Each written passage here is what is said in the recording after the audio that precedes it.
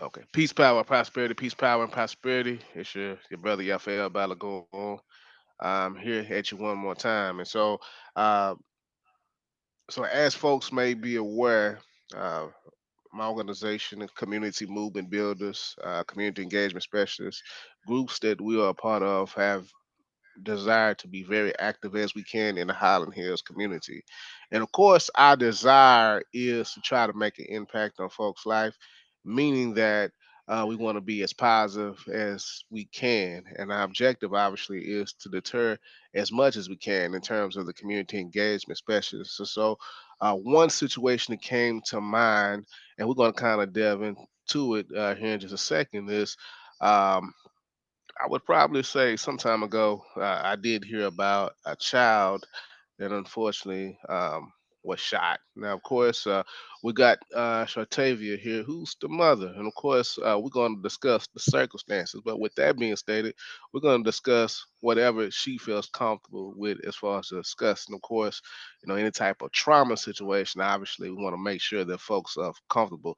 Also, today, I'm joined by Talisa Mashan, which is my wife, okay? And she's kind of been actively engaged in this process as well, and she's kind of familiar with some things, and we want to obviously appreciate her for actually being present, taking time out to join this conversation as well.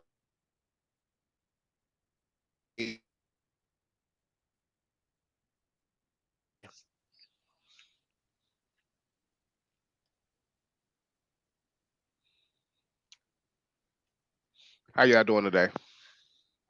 I'm doing okay. Okay, good, good, good, good. So if I can ask you, just in case folks may or may not be familiar, uh, where are you from, Shartavia, if I may ask? I'm from Dallas, South Dallas, exact. I was born on South Boulevard. I mean, I'm not born. I was raised up on South Boulevard by the Fair Park station. Oh, okay. Okay, gotcha. Yeah, I can relate somewhat a bit about that. Uh, so if you just you been in Dallas for some time. I've always been in Dallas. I was raised and born here. So yeah, I I've been. always been in. Yeah, yeah, gotcha. Okay, good. I'm a native Dallasite too. I grew up here as well, so I'm very familiar with that. Um, if I may ask you, how long have you resided in the Highland Hills area? I moved over here March 1st of last year. So I've been Hmm. here for a year, just recently a year. My lease Hmm. was like March 15th. So yeah, I've been here for a year now. Okay. Now, just speaking in terms about your experiences in Highland Hills, and this is a question that we ask different folks. Myself, primarily, I've been in the pinks for the most part. Been on the other parts, the whites, the greens as well. How do you um, compare living in Highland Hills versus maybe other places in the city? Um, it's not really my liking. Hmm. Compared to living to other places, but I was in a low point when I moved here. I was pregnant Hmm. with my last born son and moving Hmm. hotel to hotel. So this was just what about. But it's okay besides all of the gun violence at the area. Um, Hmm. it's not really my cup of tea, but it was what was, available to me at the time. Gotcha. So you've been living in Highland Hills a little bit more than a year. Okay, Just okay, yeah, got about got months. gotcha. Cool. Appreciate you for sharing that. Um, with that being stated, you did mention gun violence, and of course, that's something that we always concerned about. Um, have you like heard random gunshots? Like, is that the sort of kind of thing you're talking about in terms like, do you hear those random things happen or? Yeah, a lot of that. When I first moved over here, my son kind of witnessed a guy committing a crime in the front of our house. Mhm. We wasn't staying up here no more than like a month or two, and the Mhm. young lady was unalive. over here. And yeah, just a couple of days ago, there was a shootout in our apartments, and a bullet kind of went through a woman's home. It's things like that, and it's kind of hard for the kids to sit outside and play when things like that are occurring over here rapidly. Absolutely, absolutely. So with that being stated, I understand that there was a situation that happened, of course, with your child. And of course, I want to say ask that question in the sense of whatever you're comfortable with. It's important that you feel comfortable with discussing, feel open to the with this question here. So I understand that you had a situation involved. Your child was shot. With that being stated, what occurred in that situation? I was in a relationship with my baby father. He's the father of my last two children, which we have a 2 year old, 1 year old. I kind of Hmm. been breaking up with him for months. He's been stalking my house, sleeping outside my house, riding by my house, popping out of nowhere, walking my dog. And I've just been trying to find ways to just end it with him. And I no longer want to be with him. And he doesn't take rejection well.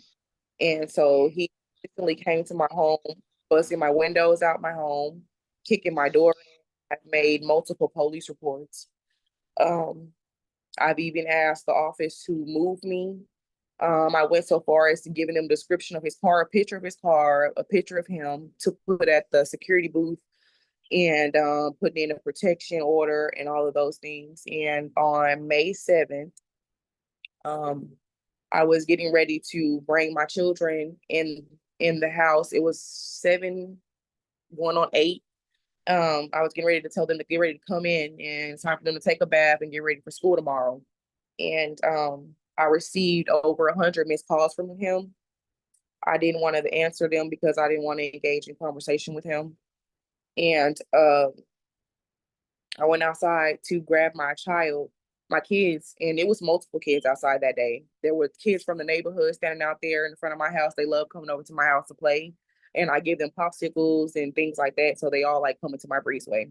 And so there were multiple children outside on the front porch. As I walked outside to get my kids, he called me and he asked me, um, sorry, he asked me, do you not want to be with me anymore? And I'm like, no, I don't want to be with you anymore. And he asked me again, and I told him no. And that's when I heard the 2 gunshots on the phone with him, and one of them struck my baby, and one of them struck my baby in the stomach area.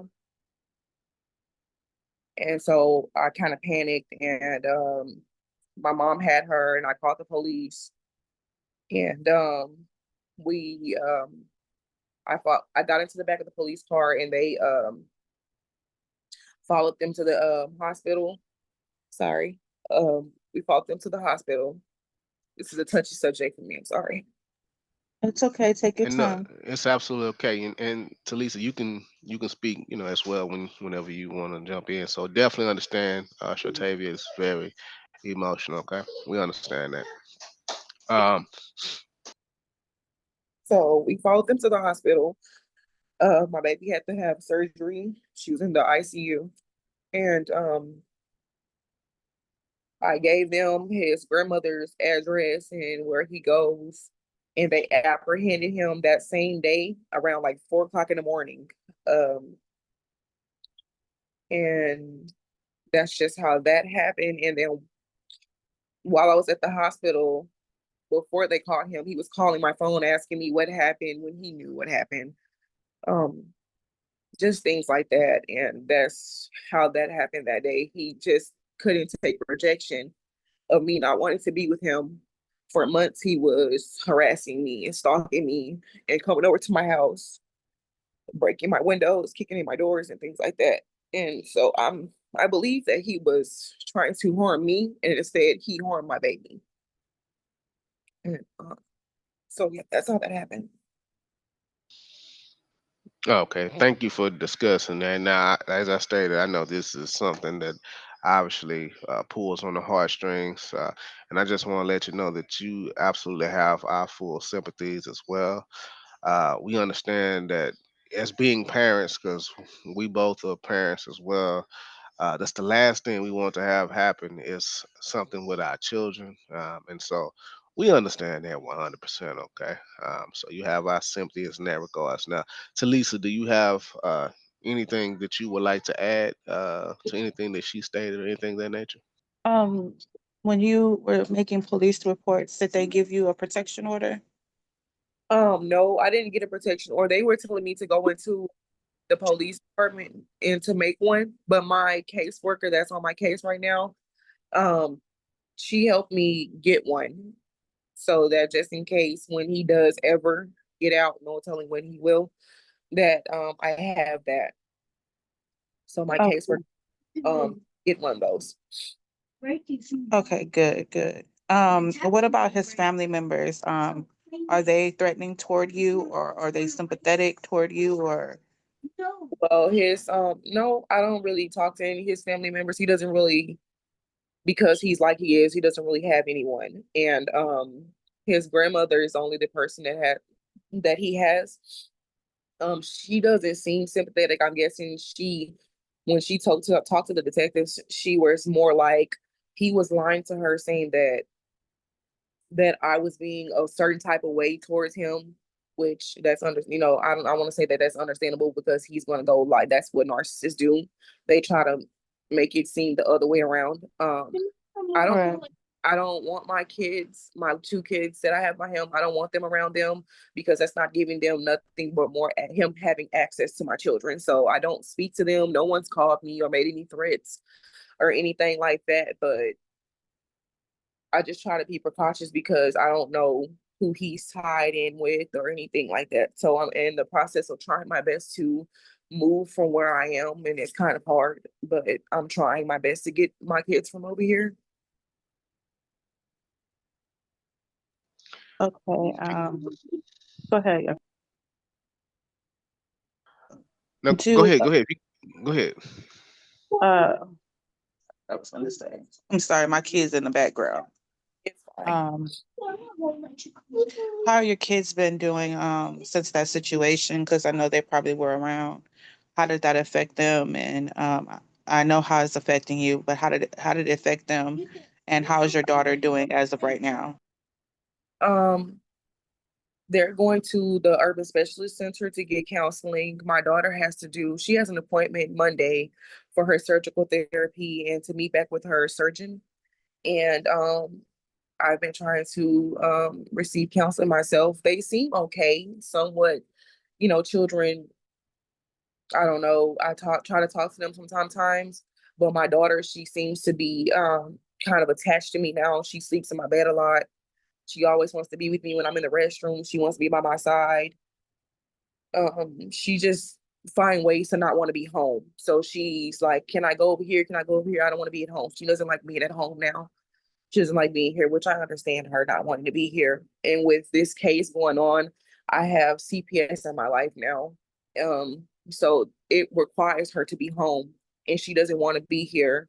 And that's a circumstance that I don't really like because I feel like it's forcing her to be somewhere that she doesn't want to feel comfortable or she feels unsafe. And yeah, she's just a lot clingier now. She wants to be up under me a lot, and if she can't be up under me how she wants to be, she wants to find a way out of the home. I understand it's the trauma and, knowing that the situation happened there. So I can understand that. You said CPS is in your life now. Um, did they say, um, like, how long? They probably won't tell you, like, how long it's going to take for the investigation and all of those things. They probably didn't tell you anything like that. But you're a good mother.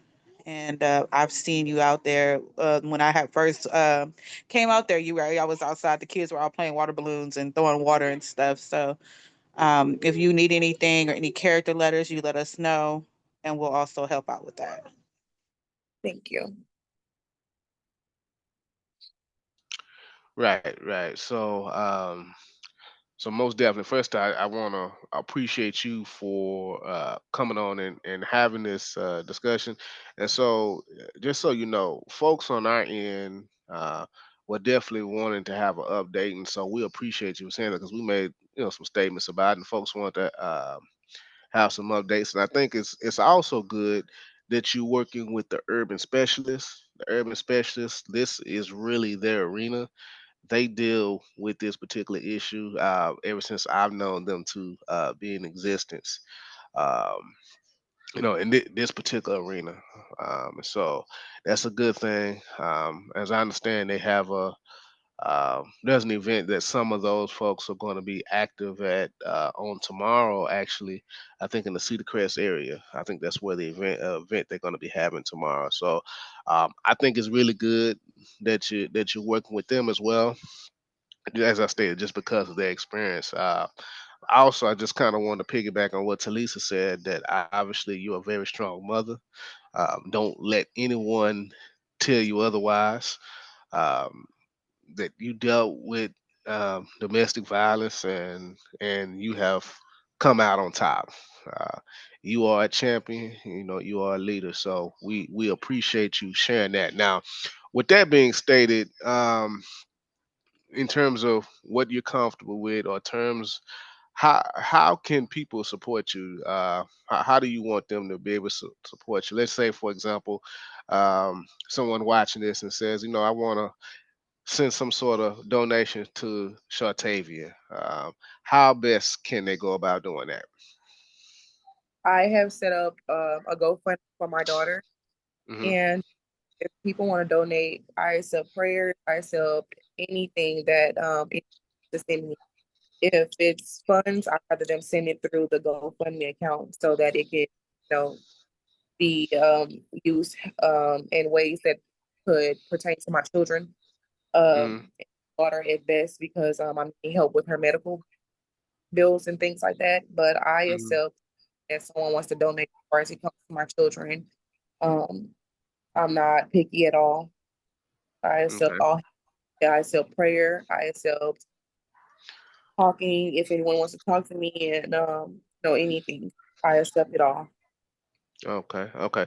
As in terms of social media, if you're comfortable with that, how best can they reach out to you on social media? Because you got some folks. Let me tell you, you got some folks that say, you know what, we want to bypass community movement builders. We want to bypass Talisa. We want to bypass Raphael. What's a safe social site that you have that you feel comfortable with? For maybe you said someone wants to inbox you or whatnot. Or how could they go about doing that? I have Facebook. I also have Instagram. Mm. If there's a way that I can send you guys over my links, I can. And if you post it under the video, I can do that as well.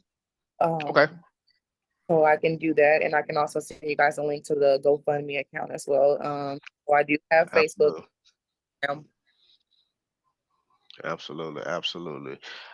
So we ourselves, we're gonna send some support as well, and we recommend that anybody that sees this, at the moment that they see this, please do send some support. Obviously, as I stated, this is a very traumatic situation, and we want to make sure that we can help these champions overcome this traumatic situation.